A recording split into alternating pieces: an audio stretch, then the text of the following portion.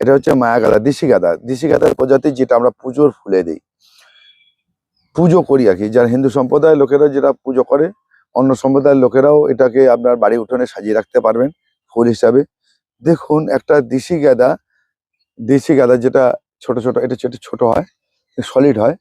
দেখুন কি করা যায়, এইভাবে কাটিং করে, এইভাবে বুশি করে একটা গাছে কত ফুল নেওয়া যায়। এই গাছকেই একটা সাধারণ গাছ কে কত সুন্দর করা যায়, সেটাই হচ্ছে। দেখুন এটা এই যা আমার প্রয়াস, আপনারা করতে পারেন। আমি দেখাই আপনাদের এই কারণেই যে আপনারা করতে পারবেন এইগুলো। একদম দেশি গাঁদা। দেখুন ইনকা গাঁদা নয়, ড্রাগন গাঁদা নয়, এটা মায়া গাঁদাই বলা হয়, দেশি গাঁদা। দেখুন আপনার কি সুন্দর হবে। এবার দেখুন ভেঙে যাবে ডাল। দেখুন করা যায়।